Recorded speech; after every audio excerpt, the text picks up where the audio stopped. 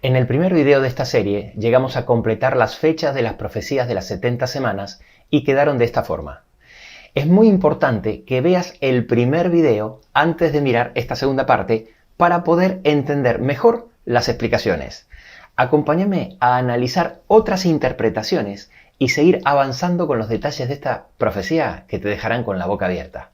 Comenzamos.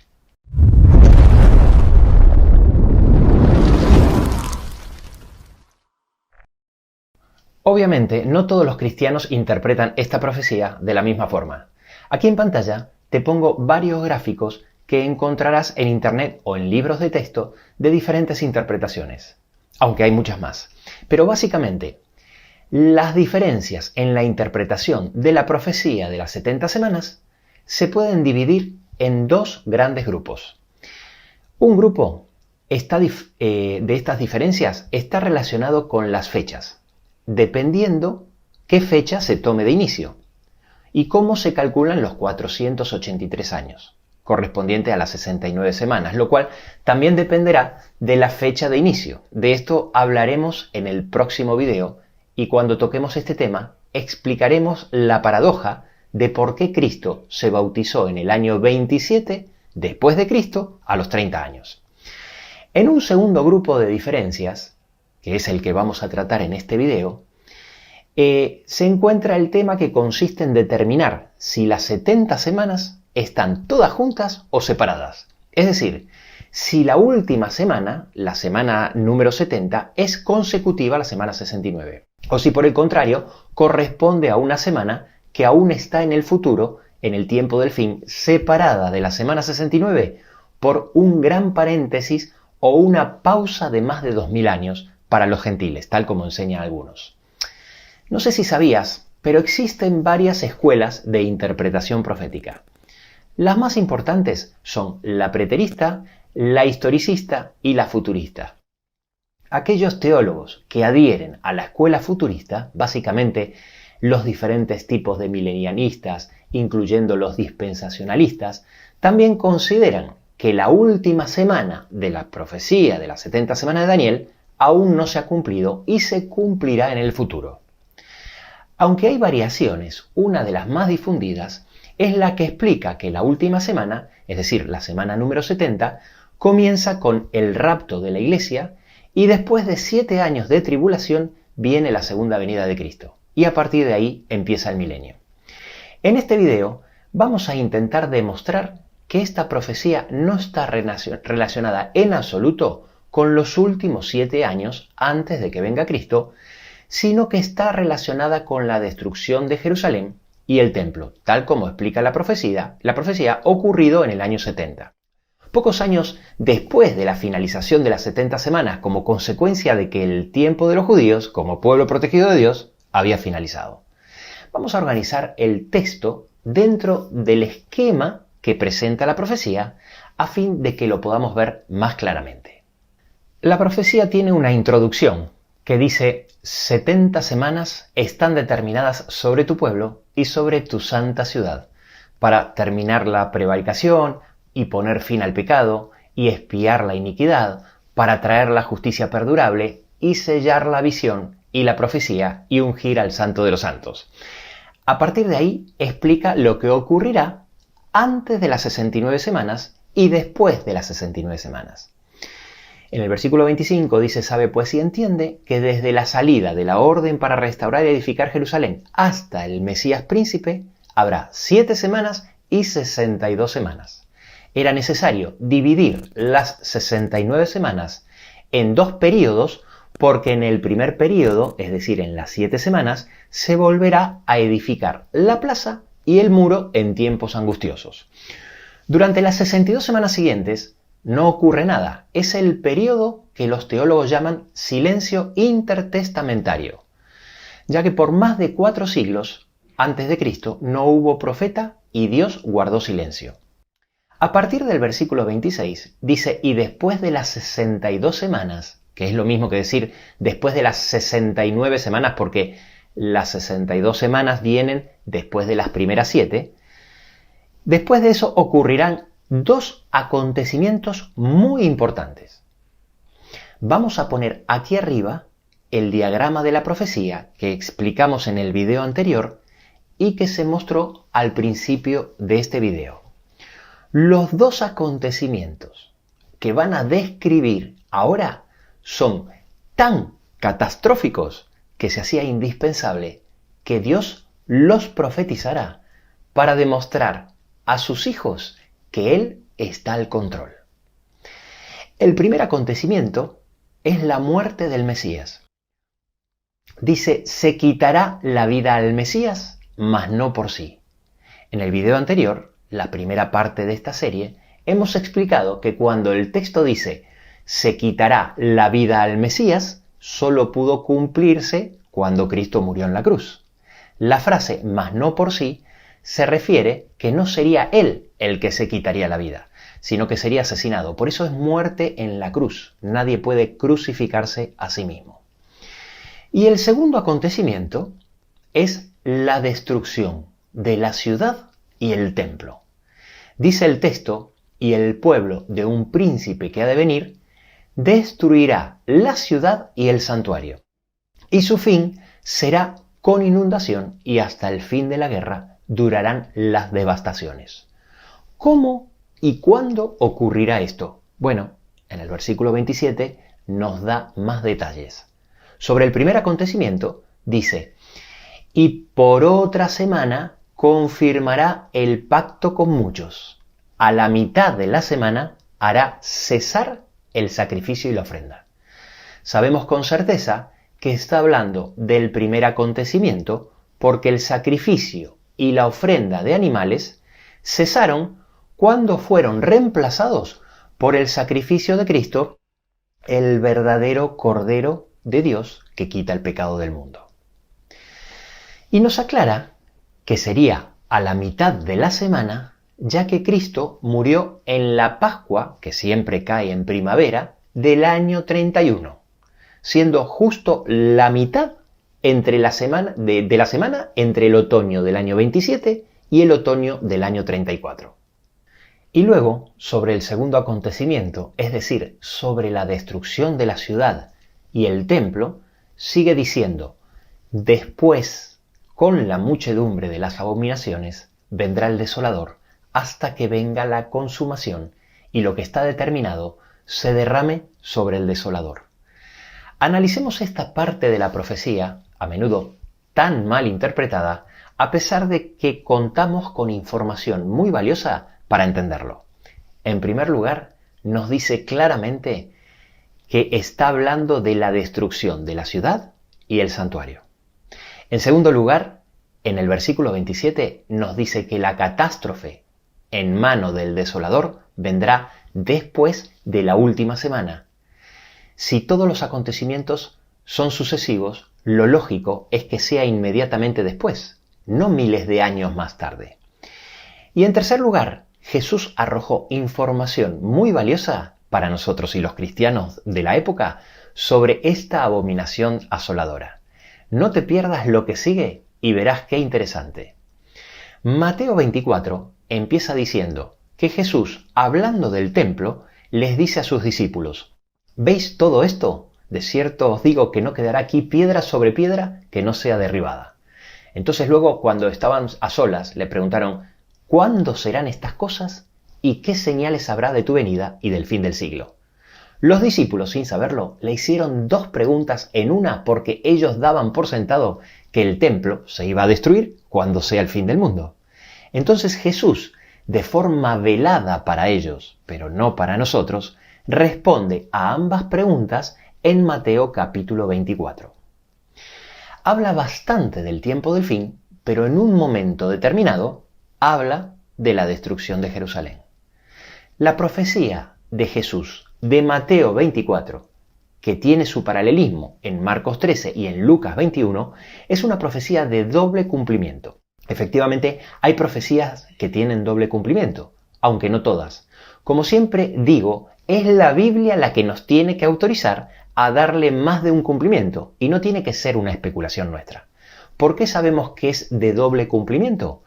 Porque los discípulos le hacen una pregunta a Jesús cuya respuesta correspondía a dos momentos de la historia completamente diferentes. No pierdas la concentración de lo que te voy a explicar ahora porque es clave. Volviendo a Mateo 24, en el versículo 15, Jesús dice: por tanto, cuanto veáis en el lugar santo la abominación desoladora del que habló el profeta Daniel, el que lee entienda. Esa frase, el que lee entienda, ya nos está indicando que prestemos atención porque hay un enigma escondido que descifrar. Antes de ese versículo, habla de que muchos tropezarán, que se entregarán unos a otros y unos a otros se aborrecerán. El capítulo 24 de Mateo tiene sus paralelos, como dijimos, en los evangelios de Marcos 13 y Lucas 21. En Marcos 13, a partir del versículo 12, dice lo mismo, que el hermano entregará al hermano y que serán aborrecidos por todos. Y en Lucas 21 también dice lo mismo a partir del versículo 16. Volviendo a Mateo 24, después del versículo 15 que acabamos de leer, dice que los que estén en Judea huyan a los montes sin perder tiempo y ay de las que estén en cinta. En los capítulos paralelos, tanto en Marcos como en Lucas, dice exactamente lo mismo. Pero aquí viene lo interesante. El versículo 14 de Marcos dice exactamente lo mismo que el versículo 15 de Mateo, tal como era de esperar, advirtiendo sobre la abominación desoladora de la que habló el profeta Daniel. Pero en Lucas, justo donde debería estar el mismo versículo que aparece en Mateo 24:15 y en Marcos 13:14 que habla de la abominación desoladora, aparece otro versículo equivalente dándonos de esta forma la llave del enigma para que lo podamos interpretar. En Lucas 21:20 dice: pero cuando viereis a Jerusalén rodeada de ejércitos, sabed entonces que su destrucción ha llegado, dejando clarísimo que la abominación desoladora de la que hablaba el profeta Daniel eran los ejércitos que rodearían a Jerusalén. Entonces, ahí sí, los que estén en Judea huyan a los montes. Vamos a poner la profecía de las 70 semanas en una línea del tiempo a escala donde podremos ver la gran coherencia y claridad de lo que estamos hablando. A mediados del siglo VI a.C., un ángel le explica a Daniel la profecía. Le dice que a partir de un momento determinado, que ahora sabemos que fue el año 457 a.C., se le daría al pueblo de Israel un plazo de 490 años. Al principio de ese plazo iban a construir el templo y al final de ese plazo iba a morir el Mesías y justo después, debido a que los judíos rechazaron al Mesías, el templo de Jerusalén iba a ser destruido. Así de simple era la profecía. Pero no por ello dejaba de ser profunda e importante. Pero hagamos otra comprobación. Repasemos brevemente lo que ocurrió en la destrucción de Jerusalén y el templo para ver si encaja con lo que la profecía dice. En el año 66 se desató una rebelión judía contra los romanos, lo cual dio inicio a lo que la historia conoce como la Guerra Judeo-Romana. Un comandante militar llamado Vespasiano se dirigió hacia Jerusalén con un ejército formado por más de 40.000 efectivos y 15.000 auxiliares de reyes vasallos, demostrando la determinación de Roma de actuar con una superioridad aplastante. Mientras se dirigía a Jerusalén, fueron conquistando una ciudad tras otra. De 19 poblaciones, solo 5 opusieron resistencia, las cuales fueron destruidas con una brutalidad ejemplarizante. Solo quedaron en manos de los rebeldes la ciudad de Jerusalén.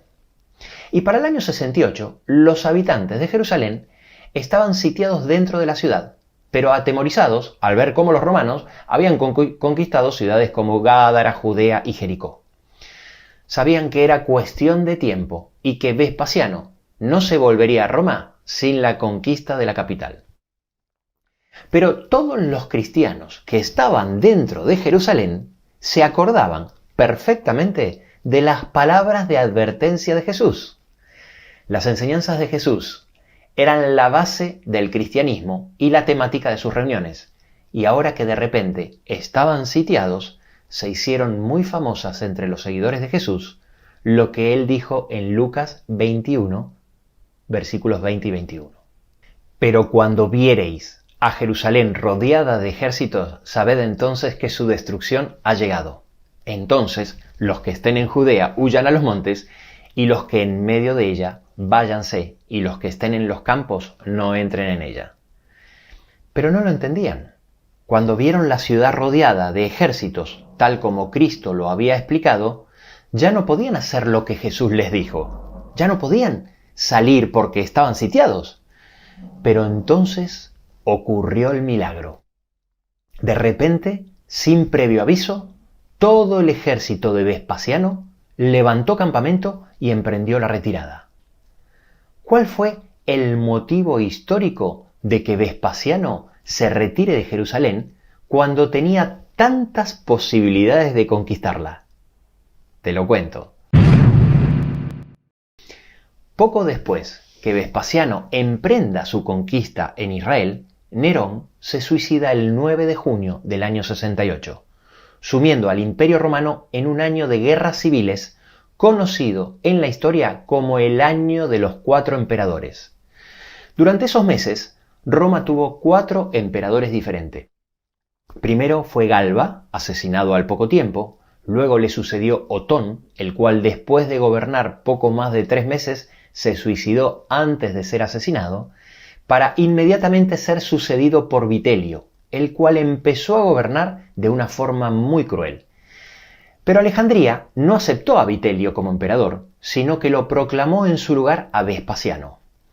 Ante la posibilidad de ser emperador y con el apoyo de las legiones del Este, Vespasiano volvió a Roma con todo su ejército que estaba en Jerusalén para tomar el poder. Luego de librar las batallas necesarias y después de la muerte de Vitelio, es nombrado emperador por el Senado en diciembre del año 69, convirtiéndose en el emperador que restaura la paz y la prosperidad en el imperio.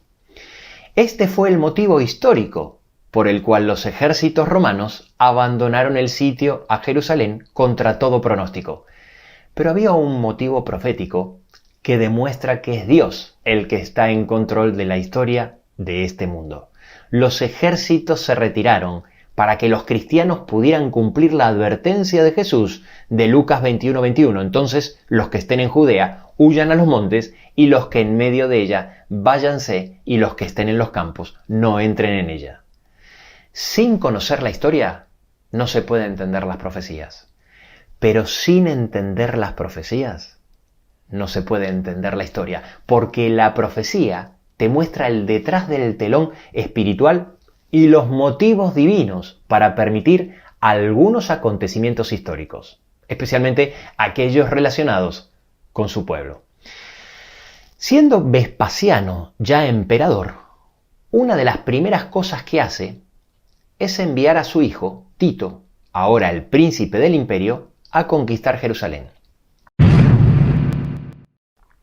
Pero Tito toma una decisión muy acertada: demorar el sitio a la ciudad hasta después de la Pascua del año 70. Con gran estrategia, Tito primero permitió que los miles de peregrinos que cada año visitan Jerusalén para la Pascua entren a la ciudad para inmediatamente, mientras la están celebrando, realizar el sitio y así impedirles salir, para que estos peregrinos causen mayor presión sobre las menguadas existencias de provisiones. Y en este punto quiero hacer un paréntesis para comentarte que hay algo que la historia secular no puede explicar. Durante varios siglos, todos los hombres de Israel se trasladaban a Jerusalén 3 veces al año para participar de las 3 fiestas anuales que todo israelita varón mayor tenía la obligación de asistir, dejando sus propias ciudades sin hombres y por consiguiente desprotegidas. Durante mucho tiempo, Israel estuvo rodeada de enemigos, pero nunca, repito, nunca fueron atacados en una de esas fiestas. Sencillamente porque ellos eran el pueblo de Dios y tenían una protección especial del Creador, expresada en Éxodo 34:24, que dice: porque yo arrojaré a las naciones de tu presencia y ensancharé tu territorio, y ninguno codiciará tu tierra, cuando subas para presentarte delante de Jehová, tu Dios, 3 veces en el año. Y esto, querido amigo, los historiadores no lo pueden explicar, porque no tiene absolutamente ninguna lógica. Después de tantos siglos, y presta atención porque esto es importante, esta es la primera vez que los judíos son atacados por un pueblo invasor durante una de esas 3 fiestas. ¿Sabes por qué? Porque las 70 semanas se habían terminado y dejaron de ser un pueblo especialmente protegido por Dios. El asedio de Jerusalén fue más duro de lo que Tito esperaba. Al no poder romper la defensa de la ciudad en un solo asalto, el ejército romano se vio obligado a sitiarla estableciendo un campamento en las afueras. La situación de los que estaban dentro de la ciudad era cada vez más crítica. Para colmo, la ciudad era víctima de una guerra civil entre 3 bandos que se originó antes de la guerra y fue creciendo. Como en toda guerra civil, los mayores perjudicados eran la población. No pocas casas fueron incendiadas y mucho trigo destruido. Como consecuencia, tenían muchísimas menos provisiones de las necesarias para hacer frente al asedio romano. Y con todos los peregrinos dentro, la situación se hizo muy complicada. El historiador Flavio Josefo relata que el hambre llegó a ser tan grave que la gente llegó hasta el punto de comer manojos de heno, cuero y hasta sus propios hijos. Los ancianos y las mujeres, desesperados por las desgracias que sufrían dentro de la ciudad, deseaban que vinieran los romanos y esperaban que la guerra extranjera les librara de los males internos. Para desanimarlos y llevarlos a la rendición, los romanos crucificaban a todos los enemigos capturados. Las cruces en las afueras de la muralla de Jerusalén y a la vista de todos se contaban por centenares. La población se encontraba rodeada por los romanos en el exterior y en el interior se enfrentaba a 3 facciones de guerrilleros que en lugar de defenderse luchaban entre sí por comida y poder. Ante esta situación, la población se veía obligada a tomar una difícil decisión: o morir de hambre o abandonar la ciudad en busca de una improbable misericordia en territorio enemigo. Aunque Jerusalén estaba protegida por 3 murallas, fue cuestión de tiempo hasta que el ejército romano logró abrirse paso por cada una de ellas y entrar a Jerusalén. Para el verano del año 70, toda Jerusalén había sido tomada. Los soldados se entregaron al saqueo y destrucción que creían merecer después de los duros trabajos del asedio. Fue tanto el oro que saquearon de Jerusalén y el templo que su valor cayó a la mitad de precio en Siria al término de la guerra. El templo fue saqueado, incendiado y totalmente destruido.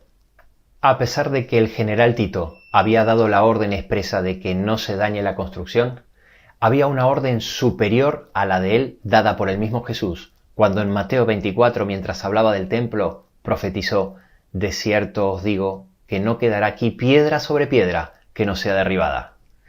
Según algunos historiadores como Tácito o Flavio Josefo y cálculos actuales, estiman que a lo largo de toda la guerra judeo-romana murieron entre 600.000 y 1.300.000 judíos y más de 90.000 fueron vendidos como esclavos. Fue una guerra de dimensiones catastróficas que acabó con la historia del Estado judío en la antigüedad. Y así se cumplió al pie de la letra lo que la profecía dice que ocurriría a partir de las 69 semanas. Se quitará la vida al Mesías, mas no por sí, y el pueblo de un príncipe que ha de venir destruirá la ciudad y el santuario. Muchos de los que llevan este versículo al tiempo del fin especulan sobre si el que destruirá la ciudad será el príncipe o el pueblo del príncipe. Bueno, ahora ya lo sabes. El príncipe fue Tito, el hijo del emperador Vespasiano, y dice el pueblo del príncipe y no el príncipe, porque aunque los ejércitos estaban comandados por Tito, no fue decisión suya conquistar Jerusalén, sino de Roma. Nerón le había dado la orden a Vespasiano y ahora Vespasiano se la daba a Tito. La precisión profética es realmente sorprendente y no puede ser más clara. El pueblo de un príncipe que ha de venir destruirá la ciudad y el santuario. Y eso fue exactamente lo que ocurrió, inmediatamente después de la finalización de las 70 semanas. Más claro e imposible. ¿Y cómo ocurriría esto? Bueno, para que no quede ninguna duda, la profecía lo sigue explicando en el versículo 27. Después, con la muchedumbre de las abominaciones, vendrá el desolador, hasta que venga la consumación y lo que está determinado se derrame sobre el desolador, cumpliéndose de esta forma otra profecía. Cuando los judíos pedían la muerte de Jesús ante Pilato, en Mateo 27-25, dice que respondiendo todo el pueblo decían: su sangre sea sobre nosotros y sobre nuestros hijos. Ellos mismos habían proclamado en voz alta su propia condena. Y una generación después, la sangre derramada de Jesús fue sobre ellos y sobre sus hijos. ¿Recuerdas lo que decía Lucas 21 del 21 al 23? Entonces los que estén en Judea huyan a los montes, y los que en medio de ella váyanse, y los que estén en los campos no entren en ella. Fíjate lo que dice a continuación en el versículo 22. Porque estos son días de retribución, para que se cumplan todas las cosas que están escritas. Y luego continúa diciendo: mas ay de las que estén encinta y de las que crían en aquellos días, porque habrá gran calamidad en la tierra e ira sobre este pueblo. Los que llevan la última semana de la profecía al tiempo del fin no solo distorsionan por completo lo que tan claro expresa la profecía, sino que también agregan un paréntesis de más de 2000 años entre la semana 69 y la 70 que la profecía no autoriza. Intentarán convencerte de esta falsa creencia con textos como los de Romanos 12:25, que dice que ha acontecido a Israel endurecimiento en parte hasta que haya entrado la plenitud de los gentiles, diciendo que este texto habla de ese paréntesis para los gentiles hasta que se cumpla la última semana para los judíos. ¿Por qué? ¿Por qué ese texto de Romanos tremendamente ambiguo se relacionaría con la profecía de Daniel? Es pura suposición, y el hecho de que lo prediquen algunos doctores en teología y personas influyentes no lo hace menos especulativo. La interpretación de la profecía simplemente no funciona de esa manera. Es la Biblia, como siempre digo, la que sin lugar a dudas nos tiene que dar la interpretación de la profecía. Hasta aquí este video.